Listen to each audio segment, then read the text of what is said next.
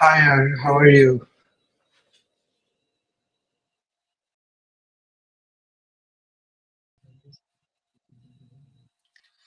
No worries. I'm used to it. So usually the wards start at around 6:30, 6:45. So I usually wake up around the same time. So that's okay with me. Um, yeah, thank you for having me on the platform, and I'm really happy to be here, share my journey, and answer any questions that you guys have for me.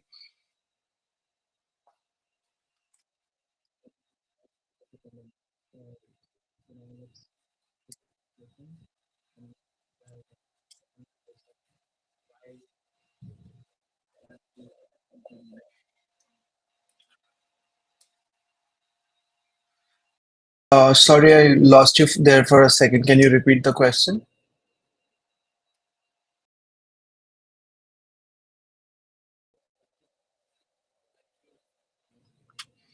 So USMLE, there were multiple reasons to choose USMLE. So first of all, like the whole way medicine was practiced in India versus the way medicine is practiced in the US. So just talking to people from my seniors, family members who are in the US, just getting an idea of how different the medicine practice here is more evidence-based, less patient load. So seeing one for a longer time compared to how we do it in India. Um, all these things, just a totally different way of practicing medicine was one of the things. My parents both are physicians in India, so I've always basically been around doctors growing up, and that was one of the things. Um, Giving me more exposure to the Indian way of medicine, and I wanted to explore like a different kind of way medicine is in the world. So it was more about like getting this exposure, getting used to a new environment, like meeting people from all around the world and seeing how different medicine can be just with a change of region. And then I was very intrigued by all the research that happened. So, although back in our time, there was not a lot of research happening at SMS for students, at least. It used to always fascinate me, like how whatever we are reading, the books that seniors used to suggest mostly used to be like these foreign authors with all these citations from journals like NEJ and JAMA, these big journals. And then my interest in cardiology, so Jack used to be a big thing. So those things typically together made me decide to just explore this opportunity of going, beyond our usual way of learning and studying and practicing medicine and go to a new place, get adjusted to it, learn totally a new kind of clinical medicine.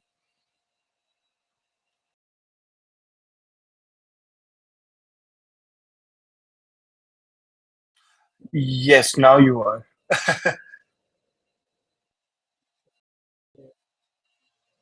Yeah, so I can hear you.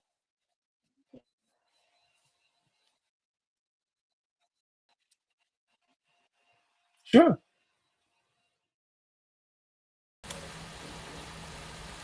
Okay, am I now audible? Please type in the chat if I'm audible.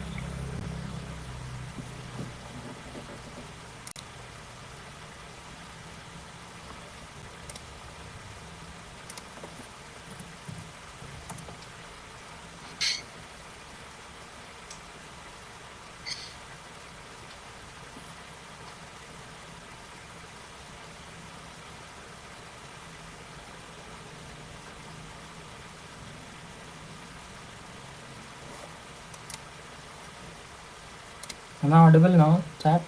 Yes? Okay, okay, okay. So they'll put together, boss. I just asked to everyone who's joined just now. Just asked boss about why he chose USMLE. Moving on to the second question now. Like, how did you prepare for the steps? We all know there are three steps, right? And I gave step one in like July. So we just want to know how you prepared for the steps. So, step preparation, when I started doing it, it was during my intern year when I started preparing for my step one. And our time was a little different because we got the COVID pandemic fresh out of the oven when we were preparing for our exams. And I started around July, and then I remember in March, um, COVID hit, and we were supposed to be back home. Everything happened, lockdown, etc. So it took me a little longer to give my step one because of that. But used to be mostly like reading the first aid first, then doing some questions, then revising those topics, and then using like these add-on supplementary material from some topics I used to do Kaplan, some topics I used to look at. I totally heard Golian for pathophysiology, and then um, I think pretty much that was it, what I was using. But nowadays, I think people are using more of boards and beyonds and sketchy videos, which were not a big thing back when I was preparing, like 4 years ago, sort of.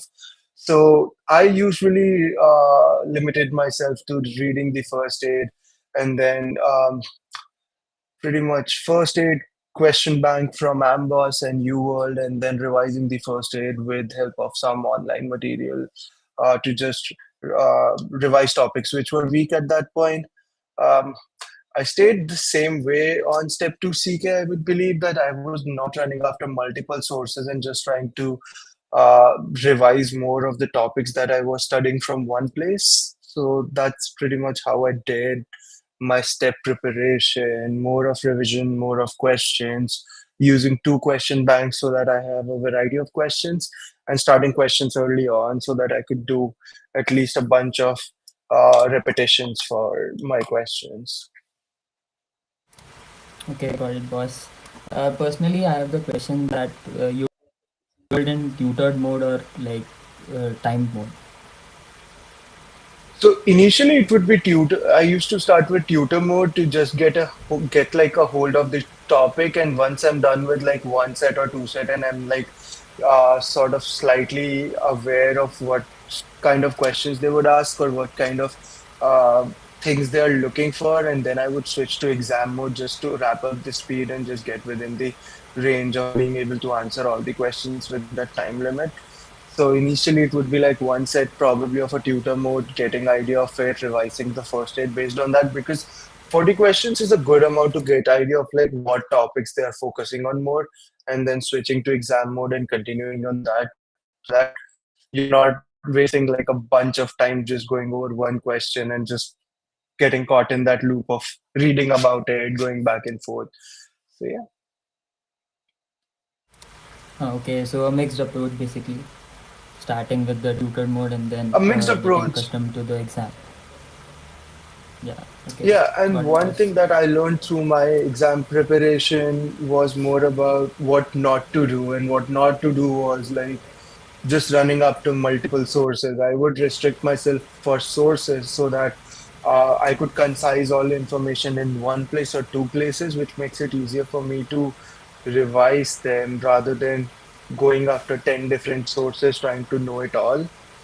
Uh, so that is one thing that I would restrict myself in. Yeah, revising can be a hassle. So you did it in one place so that you can like recapture it. Sort of, yes. Like I would, yeah. So I just like for when I got my first aid, I basically got it opened up and put like 10 pages after every system or every chapter, you can say, so that if I have to add any notes, I could just add it within my first aid. So I have like all the information I need within one book rather than having open 10 different books to go over something.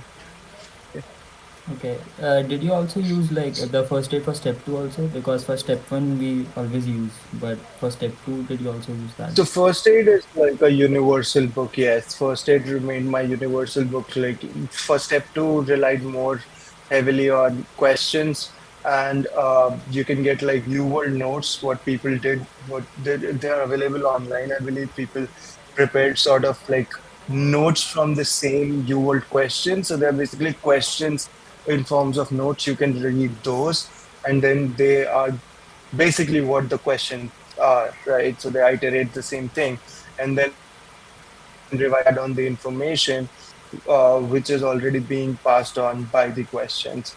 So first aid does build your base, be it step one or step two. So I think revising first aid makes a lot of difference at any point. Okay. I hope the viewers found that helpful. Uh, let's move on to the next question. Like we have done, so like what was the timeline you did for the step one and step two? And how many months did you prepare? So my preparation was broken again by because of this COVID. COVID that happened. So I started around June, July, initially during my intern year. Was preparing well for like the first 6 months, and then COVID hit and it disrupted everything. So from March onwards, I was not very active till June, and then took like June and July to sort of wrap up everything and give my step one in August first week. So June, July of 2019 to August of 2020 with this break of almost 3 months in between because of COVID. And then I started preparing again for my step two CK around September. And again, the same thing happened. I was about to take my step 2 CK in April when COVID hit again for 2 months, and I had to take my step 2 CK in June 2021. So that was like the timeline that I took. So it took me a little longer because every time there was something happening, I scheduled my exam and COVID happened and the exam centers got closed during my step 2 CK for initial 1.5 months. Um, but yes, so June 2020, June 2019, sort of June mid to August 2020 was my first step. And then September 2020 to June 2021 was my step 2 CK preparation period. Okay, got it. So, but the step one is now pass fail, right? So, what would you suggest? How many months? And in which year should I a would like suggest. in which year should one give I the step think one? one thing that I should have done, and I would highly recommend anybody doing is like giving your step one as soon as possible. I believe like one of my seniors did it, and I think that's the right approach of giving your step one in third year of med school because you have a lot of time in third year practically. I'm not sure if like I remember the schedules, like the syllabus being changed this time, but back in our day, like third year used to be just ophthalmology, ENT, and PSM. So if it's still the same, then third year makes a lot of sense for me. But I think otherwise, just when you start your intern year, otherwise is a good. So between somewhere between your third year and intern is a good time because it's past fail, you're fresh. You have like fresh base of your first year and second year of medical knowledge, and that makes it easier because now you don't have to worry about a score. So as soon as you can, and being it like probably third year to internship. I'm saying this because now I believe this way syllabus is being done has changed. Otherwise, yeah, so that's why I'm saying third year to internship. But in my sense, as soon as you can do it, it's just one thing that you get off your list and move to the step two CK, which is score based and which offers more value to your resume at this point. Okay, thank you, boss. Uh, so you'll be advising step one as early as possible, right? Okay, moving on to the Yep. next one. It is about the research and publications. When did you start doing research in your like med school life? And after that, how many like research and publications did you do?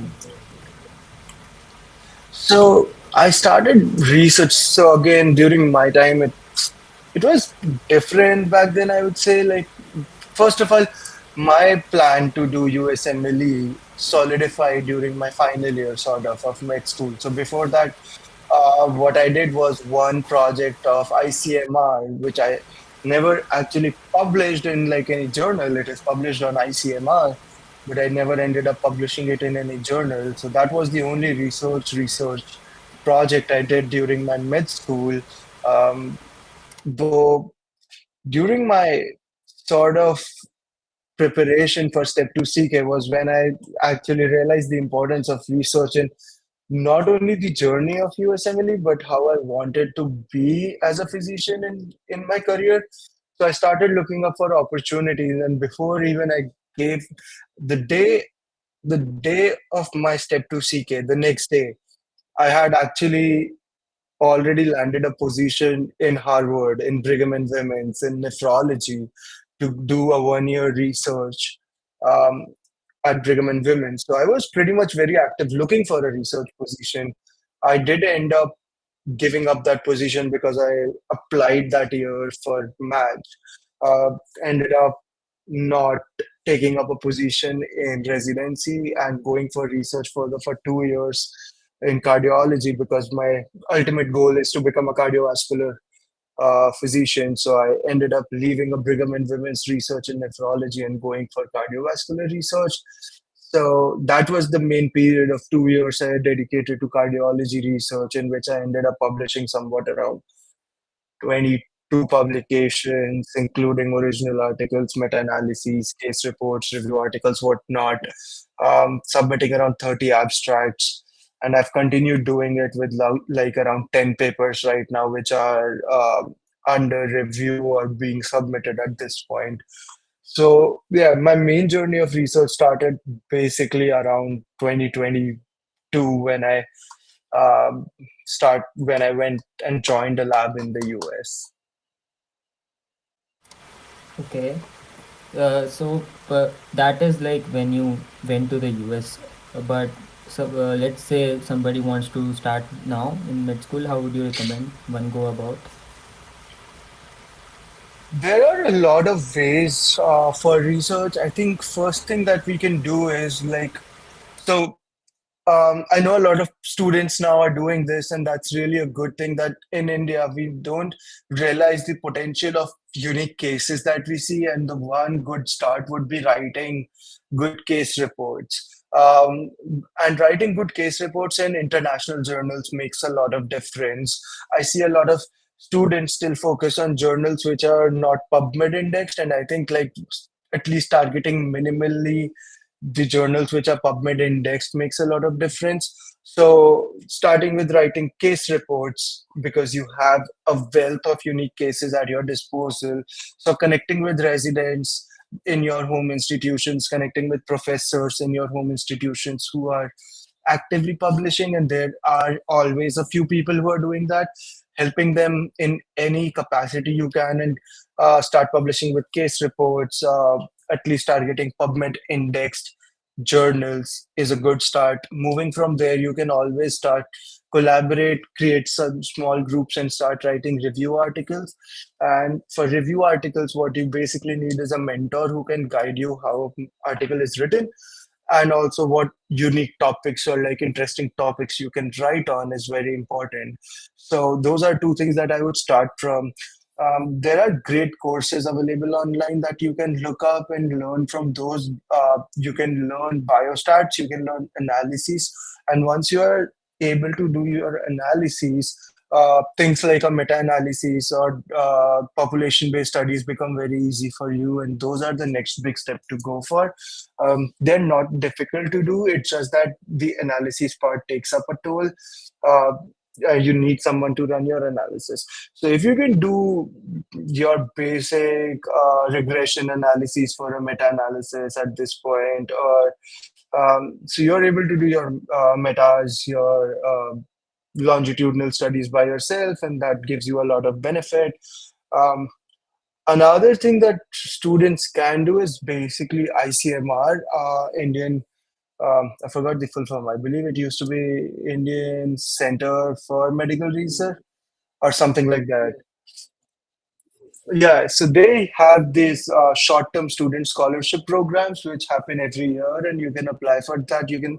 What you need for that, I believe, is a professor in your institution who supervises your project, and then if you get accepted, it's a really good way. And now I think they publish it in their journal of ICMR, so it's basically a publication now. So those are very good ways to start with, and then take it on from there. Yeah, boss. Actually, a lot of my juniors have done it this time because we made a group for the research and quiz. So a lot of juniors have been selected for the ISMR STS. So back in our day, there were just two people from my batch who did ICMR, and I don't know if somebody else from our seniors or juniors. I know one senior from 2013 batch doing it, and then I don't remember if somebody from my junior batches did it. But from my batch, I know it was me and one of my friends who did ICMR projects. We got accepted, and we published our studies with ICMR. So that's a good thing. That's a really good start because it's an original study at the end, and you basically learn how to do research. So that's a good start for doing ICMR projects. Yeah. Okay, let's move on, boss. And the next question would be regarding the break here. Did you take a break here for strengthening the CV part? Yeah, so I actually took 2 years because I went and did research for 2 years in University of Miami when I started, and it definitely helped me a lot. I would not recommend it for everyone. It solely depends on what your goals are, and for me, getting exposure and getting into like proper clinical slash translational research was a big thing. So I spent 2 years doing translational research, basically working in a cardiovascular lab, working on bench research at that point, was something that I did for typically 1.5 to 2 years. And that paved way to me getting 19 interviews during my math season, which was a big thing back then when I was applying last year. So yeah.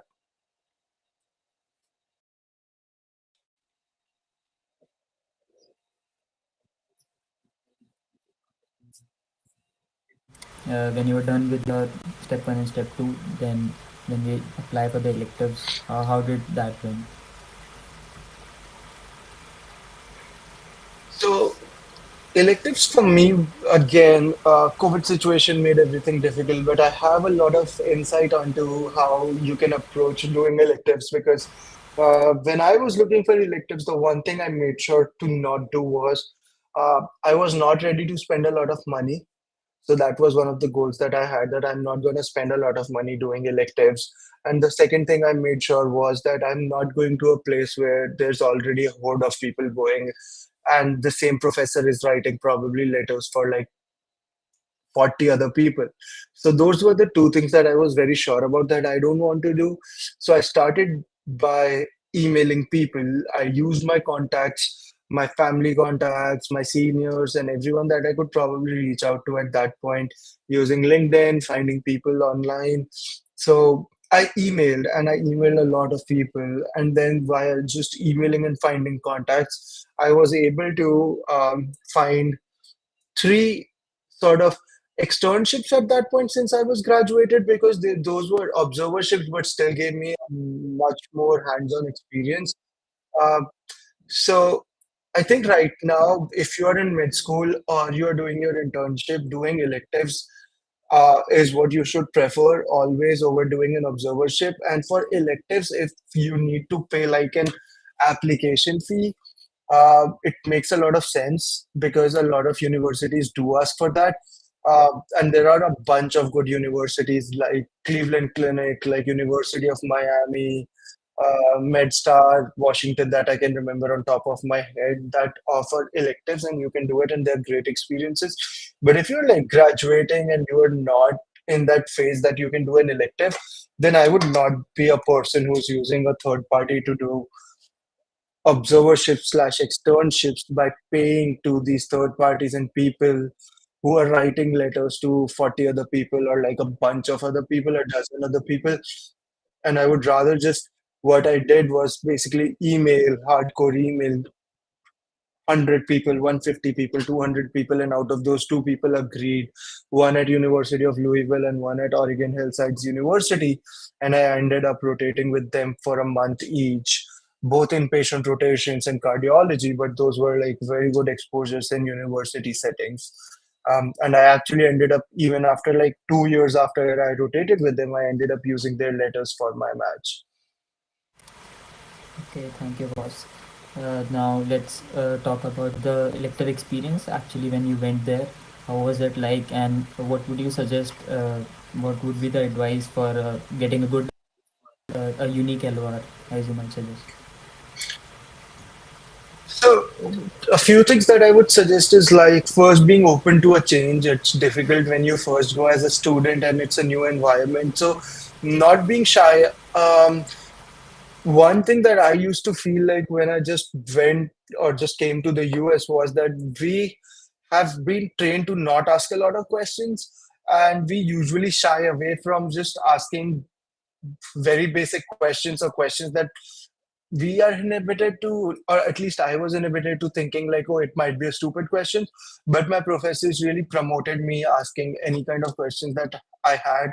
And it shows a lot of curiosity, and people really value your innate curiosity if you're just curious about things, because they also understand it's a totally new environment. Like when I went to OHSU, I was standing in a EP lab, a cath lab, and watching people getting cardioverted, and that was something new for me. I'd never experienced those things in SMS. And when I was in those places, I was just asking very basic questions about like how the machine works, or what are the indications for people to cardiovert when you consider them in real life, and very simple questions, but those were like on spot in clinic questions. Talking to patients, how you greet your patients, how you talk to them, how you talk to the ancillary staff, like the admin staff that is present in the clinics and in hospitals. I think those are the things very important, just apart from your how strong your clinical knowledge is, and your professors who you are rotating with, they do notice those things. And uh, I was given good feedback and good like remarks about how well I was behaving with the staff and with the patients. Um, and the thing about like asking for like what to do for good letter of recommendations is, I would say, ask for them. Ask for them early, ask for specific things that you want to be mentioned in your LOR, and it's not wrong because your attending would forget. They have a lot of things on their plate and they might forget like how your performance was, or they might forget what specific instances you would want to be highlighted in your LOR. So I would recommend like highlighting, just emailing or just asking your attending in a very humble manner that, hey, do you remember we saw this one patient, or I just hope that you can mention this one instance where I did this or where I raised this question which helped making this diagnosis in your LOR, and then asking them very politely about like writing a more personalized letter of recommendation. And that always helped. That's never taken wrongly. So I think always being more proactive and asking upfront, asking early on, and asking them about a more specific letter of recommendation helps you get a good letter of recommendation. Uh, okay, thank you, boss. Let me just ask a connected question, which would be what difference did you feel in the medicine as compared to India in the United States? There are a lot of differences that you would see, like just hands, like the moment you start working here. Um, it's a first of all, it's a totally new environment. The amount of diversity you get to see here, practically you don't see anywhere else. Plus the amount of advancements you see just from the head start. Uh, Starting from the basics in the clinics, like the amount of patients you see in a day compared to what my colleagues in India see. We usually see like 5 patients a day in clinics and 10 patients on wards as an intern, versus the innumerable number of patients you see in India. So you're spending around like half an hour to 1 hour with each patient in your clinics versus what you see in India. So it's a lot of time dedicated to one patient, listening to their problems and going over everything that they are concerned about. So it's more comprehensive here about like going for each problem. The second thing I would say is like how you have this electronic medical records, which you do not have in India. Most of the places still in India do not use electronic medical records. So it's all dependent upon what what history the patient can give and what documents they can bring to you, rather than having everything documented on an electronic medical record, which makes it easier to just look up to like a history of a 80-year-old male for, like going back to like when he was like 40 years old. So you can have all the information about them, their vaccinations. You don't need to ask them all the questions because they are already there in their sort of charts and you can review them. um, the third thing is more of evidence-based rather than judgment-based practice that I would feel uh, is different in India and in the US. Here, people really look into like what evidence is behind any management or any diagnostic procedure you order. So limiting, like even an MRI or a CAT scan, like in India. I remember when I was an intern and how often we would you order and how often and repeatedly we would order investigations which were not needed for a patient compared to here, because you're going by the evidence that does the patient really need this. So those are typically the three major differences that I notice in the US versus in India. Okay, I hope I hope everyone finds it helpful. Now I would like ask about, like, we are in IMG, so obviously we are going to face challenges. So what challenges did you face in your journey and even now in the residency? So I would start it the opposite way for the residency. I would say I would answer the last part first. That I've been very lucky and I was very calculative about the place that I wanted to go for residency, in terms that my program is really nice and it has been a very smooth ride for the past 6 months right now. The challenges that as an IMG I faced, I would say, is first of all the opportunities that get limited because you are on a visa. So if you do a J1 research like me, and now I believe the rules are changing again this time, but you get bound that once you're on a J1 visa for research, you have to continue your residency on a J1 visa because there is a waiver rule, the 212E rule. Um, so you get bound in a lot of ways when you're applying for residency. There are a lot of programs geographically, or just the program how it is that they prefer people who speak a certain language or come from a specific country. For example, when I was doing my research at University of Miami, uh, Miami is notoriously known for choosing people who come from the Central and Southern Americas. So as yeah, so as a Southeast Asian, it's very difficult to match into a program which is located in either Miami or like a lot of places in Texas, a lot of places in California. So they usually have their own set of places. Like I know one program in Texas which takes a lot of Thai people, and not a lot of South Asians that I've seen there. So basically a lot of geographical differences that you become limited to, that when you're applying. I know a lot of places in the west, if you go like northwest, typically Seattle, Oregon, they do not take any IMGs practically. Coming to the other parts of western side like California, practically they do take, but only one or two programs are IMG friendly. So it's very limited in terms of geography, the nationality, then the visa you are on limits you, um, and the scores, like an American scoring a 230s or a 220s versus an IMG scoring a 230s or a 220s, they have very different paths. Like nowadays with the way USMLE scores are looking for IMGs, a 230s for IMG. I've seen people with 230s not getting matched into internal medicine and choosing a different specialty sometimes. So I think it's becoming more competitive, but what I would say, and my scores were in 230s. So what I would say is, and I just matched this year, not giving up, challenges would exist, and you would find your way uh, somewhere or the other. So not giving up is what you need to do. Um, yeah, pretty much that's what I would say. Like challenges would exist. There are more or like the visa challenge and the nationality challenge. But in the end, if you are perseverant and if you can keep doing what you're doing, uh, I think you can match into any specialty, and specialty should not limit you.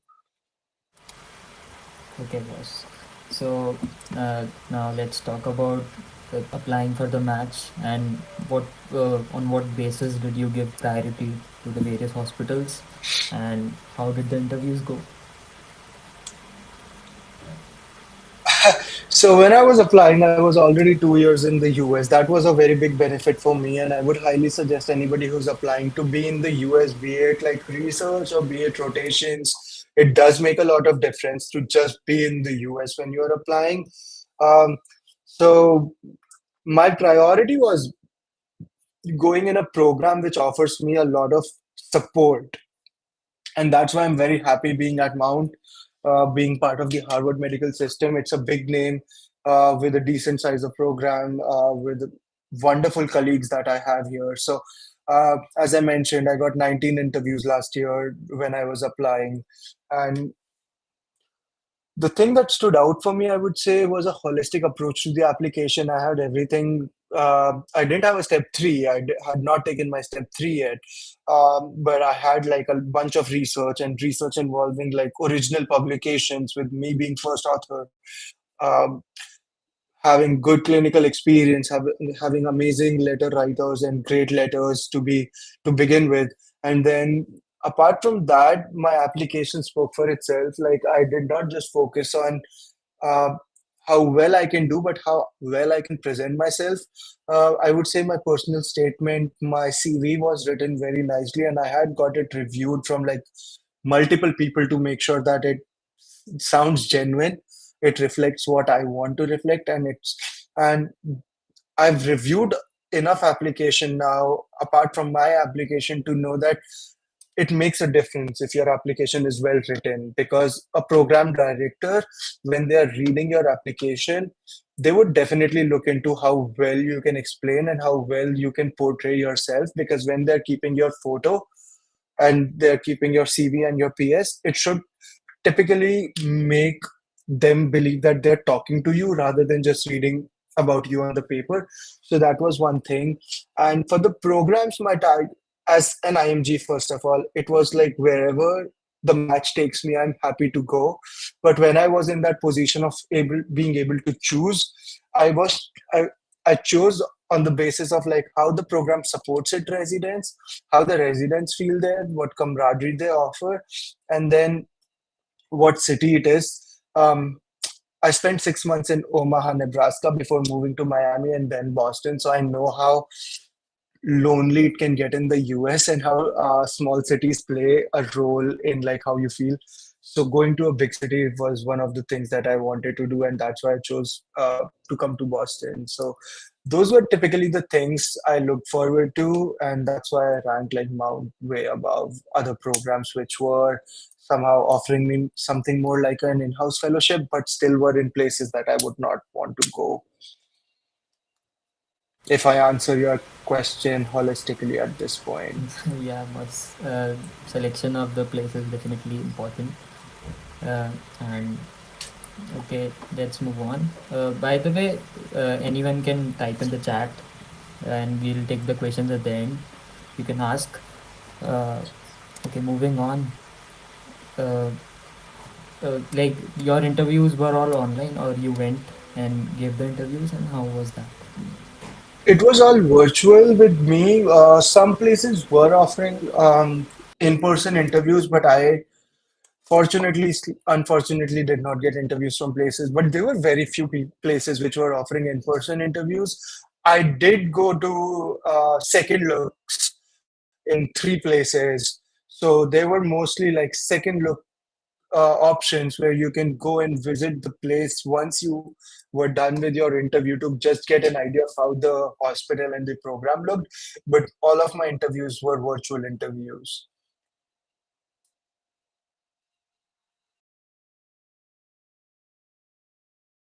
How were the interviews like, boss? Like, what were the questions asked, and how did you like ace the interviews?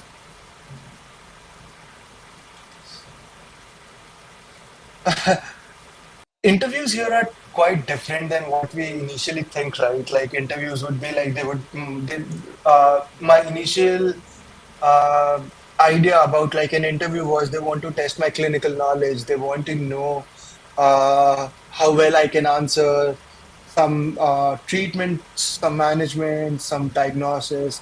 But it is typically just the opposite of that. Here, program directors and like people interviewing you, they want to know what kind of a person you are, because for them, it's not just about like how good of a clinician you are. And that is like typically what they look for, a person who can gel into their program, who can adjust with the kind of workload they have, and who can be a good colleague and who could be a good person to train, rather than somebody who's just who could be like an excellent clinician but just un um unappreciative of all the things that he's been or she's been given, like in the terms of like somebody who's like completely unreceptive to feedback, somebody who's demeaning to the colleagues. So they typically focus on what kind of a personality you offer. And my interviews were mostly like people trying to know about me, why I chose to do 2 years of research, why I chose to come to the US, why I want to go into cardiology as a specialty later, why I chose internal medicine. um, all these questions, like mostly it was about like what do you do outside work, what defines you, what defines Akshat Banga. Those were the questions that I used to answer. Like, what is one failure? What is the strength that I bring to the program?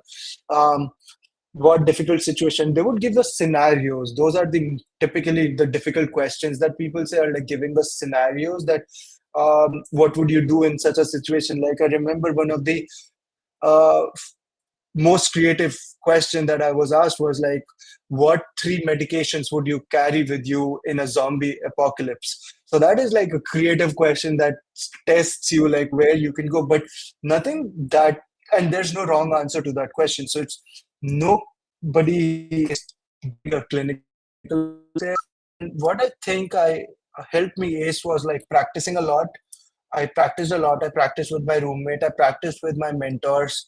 I practiced with random people, basically, and not like speaking those learned answers, like the answer that I just crammed up, but rather just being genuine and being on spot with my answers and being myself. Like knowing yourself is really important. Like my strengths, my weaknesses were genuine from my journey, and when I used to talk to people, I used to talk to people about like what interests me. Like even if I'm talking about a TV show, it used to be about a TV show which I've actually watched. Otherwise, I'm very upfront about like I don't watch a lot of TV or a lot of series. So they would know like what they're actually looking into when they're talking to me as a person. So being genuine actually helped. Yep. Okay, I And hope the typically telling audience. my own story. Sorry to cut you off. Just still It's telling fine, just one boss. more point, telling my story. And everybody has something in their story. We have lived enough life to have good instances from everyone's life to tell. So I just like picked up the best parts of my life, good and bad, to reflect like there's always scope for improvement. And then like everybody has their own struggles. So I did show my struggles, my victories, and that's what I think was very appreciated by everybody that I interviewed with. I hope the audience found it helpful, boss. Let's go further. And what do you think stood out that helped you match at Harvard? What parts of your application? I think being holistic, first of all, like not focusing on just one realm of like, oh, I had great scores, so I don't need other things. Oh, I had excellent research, then I don't need good clinical experience. So I think being holistic in my approach, that I wanted to have great research experience, but also at the same time have good clinical knowledge as well as like experience in the US to support it. Um, at the same time, like my letter speaking for myself. So it typically depends like what strength. So when I approached the interview season, my approach was like, if I'm a program director and I'm looking at this application, what stands out, right? Either my score stand out, or my research stands out, or the clinical letter, the letters that this person is offering stands out. So checking boxes was more important, like research. Like it does not matter if you have like 20 papers or two papers, if the two papers are significantly more important papers. Like if they're good research rather than just doing some research and getting your name on 20 papers, rather than you actually sitting down and working on two good papers which are published in decent journals, matters more. So that was something that I did, was trying to get good letters. So even if I have one great letter, and I had like my mentor's letter, which was like a big thing because it was mentioned in practically half of my interviews that your mentor wrote you like an amazing letter. We have not read such a letter. So that, then having good clinical experience supported by great research. So had this holistic approach actually helped me get into a program at Harvard Medical School at this point. Yeah, if but I don't think like just matching requires everything. It's matching requires like what makes you stand out. Your story can make you stand out. Your letters can make you stand out. Your experiences, your research. So just checking all the boxes, but making sure that you do have your strengths listed. So one or two things that are actually your strengths. This could be your scores, they could be your research experience. And if you really want to up your game, then having like everything spot on, that okay, I did everything possible in my hands and now my application looks sound. So that really helps you go into like bigger places. Okay, thank you, boss. Uh, Moving on, like related to this only, what would you rank? Like, are scores more important, or are the publications more important? What will be the hierarchy in terms of like importance? I would say for people coming from outside, like IMGs like us, scores definitely play a big role because a lot of programs look at just scores. And as better you score on your exams, the better chances of you to match. Having said that, I believe the trend is changing these days because just having great scores does not guarantee you a match. And I've seen it over and over again now. So having great scores, good to great scores definitely should be the first priority.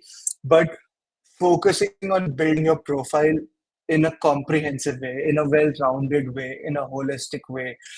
Scores, good clinical experience with good letters. They don't need to be like somebody vouching for you saying, like for me it was different because I dedicated 2 years doing research with one person, so that letter did stand out, but it does not need to be that case. You can have great letters just by working with somebody clinically.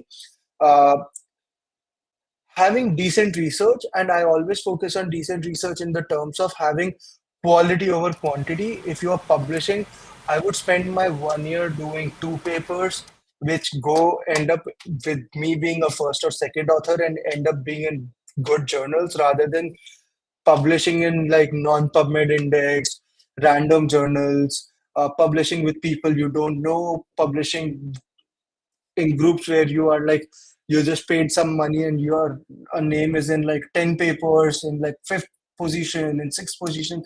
I would rather focus on two papers with which have good implication. The research means more.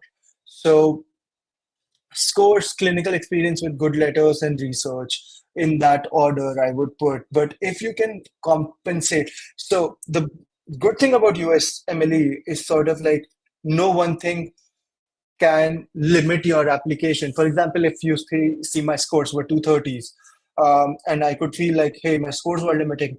I compensated for it by doing research for 2 years. So there's not one thing. So whatever you make your strength gives you an edge and actually guides you towards the kind of programs that will look out for your application.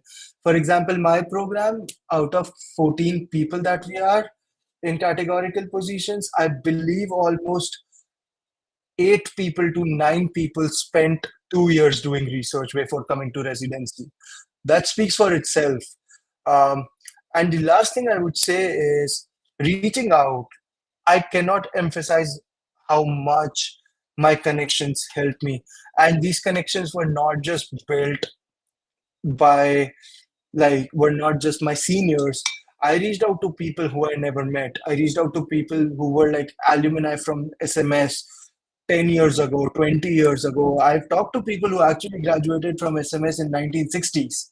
So I reached out to people who were like alumnus from SMS, alumnus from anywhere in Rajasthan, people I could just connect going to conferences, people who I could find any common links. Like I reached out to this one amazing person who was at University of Miami, Holy Cross. She's from India, and that's the only connection I had from her. That she's from India and she's part of the University of Miami system, and she ended up helping me. And she ended up helping me get a interview from another program. So you never know who's gonna help you. So connecting with people, building meaningful connections, and reaching out to people always helps in the US. Yeah, networking is very important, definitely. And okay, now we'll be ending soon, so I'll just ask a fun question like, what is a favorite residency moment till now? A fun residency moment. So one of the funniest residency moment was, it's difficult to describe. There are a lot of them. I've been so in terms of motivating or like that kind of event was when one of my patients really like told my attending that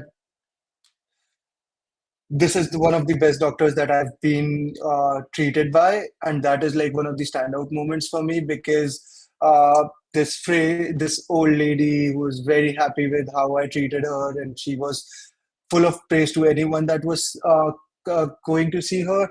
And when one of the nurses actually stood out, and in the whole group of nurses said that he's the best resident we got, and I'm an intern, I just started, and she said it in like front of everyone. And one of the fun moments that we had was one of like we had this wellness event in we went for kayaking. Our residency cohort, they arranged this wellness event for kayaking, and two of my colleagues, co-interns, ended up missing the turn, thinking that the river is in a circle and they would end up coming back from where we started, and they were just about to enter the Atlantic Ocean in their kayak before we found that they had missed their cut and they were just going towards the ocean. So that was one of the funniest moments throughout my 6 months of intern period till now, and I will always remember that story about my intern year. Yeah. It was quite amusing, boss. Okay, so I think let's take few questions from the chat, and I'll not take much of your time now. 100%. So Okay. one of the questions is, can like we know like is really difficult, but what are the like advantages? I would say, what are the differences of like matching surgery over medicine? How difficult it is? So I don't have a lot of experience with surgical match, but I do know people do it. People match into surgery. It's definitely so the only thing difference I would feel is like the amount of time you have to spend preparing for your application. Um, I know one of my friends is preparing for neurosurgery, and it's like difficult. You don't have a lot of guidance because not a lot of people choose that path. In medicine, you have like tons of people doing that, so you can ask hundreds of people like how you did, what you did. In surgery, it becomes limited in that sense. But if you do a lot of research, if you are ready to spend like 1 2 years dedicated working with a surgeon in the US, support, and it does not need to be a surgeon of your liking or your feel. Like if you want to go into vascular surgery, but you end up working with a neurosurgeon, that's fine. That's totally fine. Or you end up working with a plastic surgeon. So the only thing that matters in surgery, I believe, and I know that people would say scores matter a lot, but I say scoring like 230s or above is okay. And believe me, it is. If you work with somebody who can really vouch for you in the end. So working with someone dedicated, building your application in a term that you can, for surgery, the only thing that needs is more research from medicine. These days, people in medicine are also looking for research, but not that much. So surgery highly focusing on like spending 1 to 2 years dedicated doing research in a US system, building your application, having letters from surgeons, and it always prefer, I would say, prefer people who have been in the US for longer than finding somebody who's new, because people who have bigger names, and I don't mean by saying like you just have to find like the primal, like the top people, but somebody who's in mid career to like a late career now. If they write your letters, that makes a hell lot of a difference. And uh, you can start from there, and you can always start from a prelim surgery position and then go into categorical. I think that's the way. So uh, it's not impossible. It's more difficult than matching into medicine, but if you can dedicate your time and like not worry about like your friends and your friends back home who are doing medicine in India, who are doing surgery in India, or friends who choose medicine, they would be 1 or 2 years ahead of you in career in terms of like just starting their residency earlier. If you're not worried about this, hell, I did that in medicine and I don't feel any difference at this point. My friends already finished their residency in India, but that does not change how my life is going to be. So if you're ready about that, I think it's a very good choice of doing surgery in the US. It's a totally different niche. It's a totally different kind of practice, and it's very advanced compared to any other place in the world at this point. Thank you, boss. Definitely, the advancements would be more there only. So, if somebody is fine starting residency a few years later, then should be a better option. I think it's only focusing more on research. The only difference that people applying to surgery require is the number of publications, and for number of publications, you and a good mentor. I would say a good mentor can change everything for a person who wants to go into surgery.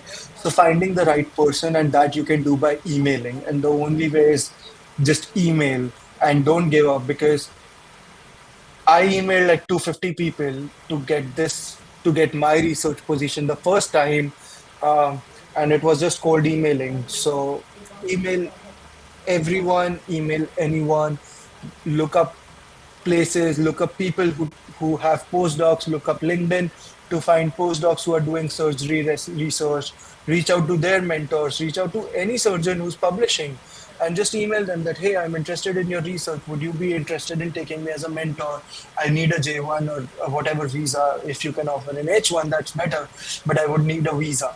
And people find ways and people find mentors, and that's the only way. Just email professors and somebody would agree, and don't get disheartened if you have to email like 500 people, because I know people who have emailed to 500 places to get one research position, but in the end everything works out for them. Yeah, so definitely research should be a focus if you're trying to match for surgery. And let's take another question from the chat.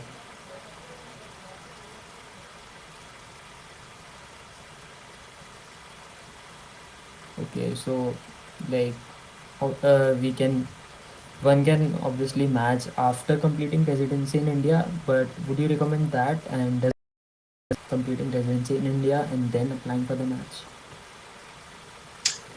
So that is something people do, but I think if you've already done residency in India, then if you're considering, it's always a very good option. One of my seniors did it. Uh, my cousin did it. She actually did residency in India. She practiced for 4 years and then she moved to the US. It's not a path not taken, it's just a path less taken. And the only reason is because you are more out of your year of graduation, and a lot of programs do actually focus on your year of graduation. So anyways, you would be learning from scratch, because this it's not about the clinical knowledge in the end. It's all about like how the systems are different.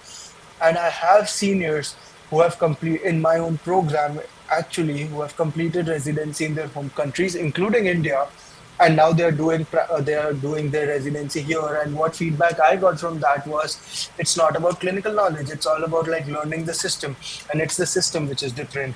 So you typically have to you have to unlearn to relearn, Unlearning. Yeah. and that's something that people face difficulty with, because you have to lose touch with your Indian way of medicine, because a lot of medicines that we use in India are not used in the US, or the way we use them in India are not done in the US. So it gives you an edge in the terms of your clinical knowledge would definitely be better than somebody who's coming just out of medical school, but it also limits you in the way that the number of programs would consider your application definitely gets limited. Um, Now, having said that, if you do something exceptional in your residency and you have people again writing great letters for you, and connections in programs, then you can always be like become that exception who can go into a program which usually looks at year of graduation, but for you they might not end up looking for that year of graduation as a filter.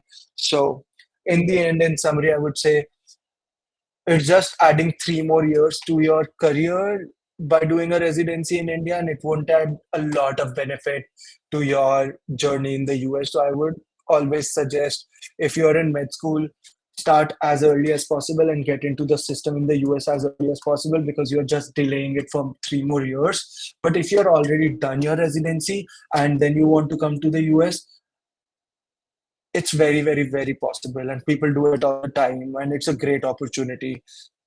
And just want to touch base on this one point that people might not know, that now, if you have done your residency or specialization in India, you technically don't need to do a residency in the US. You can just give your steps. And there are states like Tennessee and Alabama who have this waiver now that you can go and work there as hospitalists and primary cares without doing a residency. And I think you can do fellowships in specialties such as infectious diseases, nephrology, some places, and like more competitive fellowships as well. But like getting into less competitive fellowships of endocrine, nephrology, ID, even after doing residency in India, just give your steps and you can do it. And that leads you to a career in the US as well.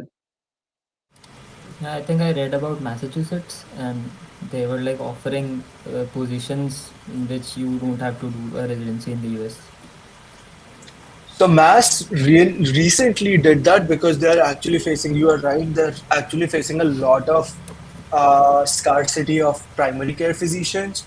So they're looking for primary cares, and that's why they also opened up their channels for physicians from outside. So if anybody is interested, that's a really good option just after your residency, give your steps and come. But they're more located in places, I'm not sure exactly where these opportunities are.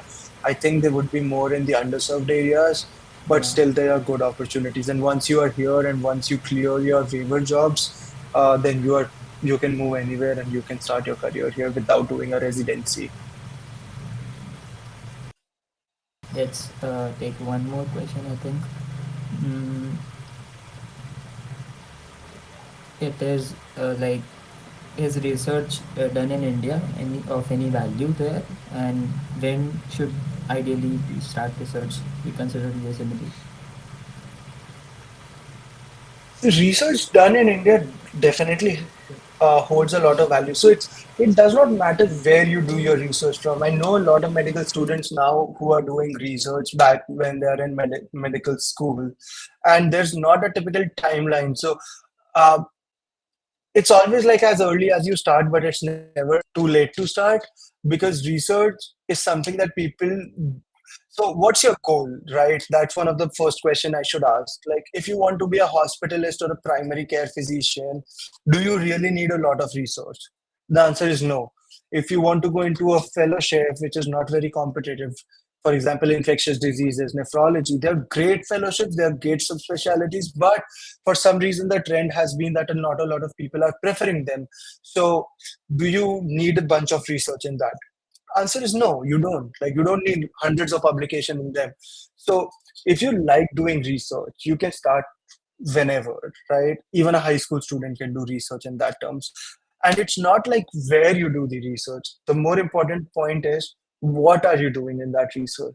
Are you looking at the things that have already been well established and just writing them up and publishing in a journal that nobody's going to read? Then probably not do that research, right? Like, if I'm exploring the answer that has been answered 1,000 times, like PCI versus scavenge, typically everybody knows that, like use of beta blockers in hypertension or heart failure, those questions are answered a million times. Everybody knows there is evidence about it, right? There are guidelines on them. So if you're writing a paper on them and publishing, getting them through a publication which typically does not add any value, um, does not make sense, be it in India or be it in the US. Then it's not about the geography, it's about doing what adds value and writing papers which you can talk about. Like, I did a paper about, and that's one of my highlight papers, is about violence against healthcare workers. Now, that's a global paper. I started that paper when I was in India. I completed that paper when I was in the US. So I started it being in India. And that paper got published in BMJ, Global Health, which is like British Medical Journal, is one of the world's biggest journals. So when it got published, all of my like so many of my interviews talked about that paper because I'm the first author. It's a global original research. So do something which stands out rather than just doing XYZ for just the sake of it. That's what I would say for research. Basically, we should prefer novelty. Uh, Prefer novelty, prefer your interests, prefer do research for, like, not just the sake of doing research. Do research because it adds value, because you want to do research.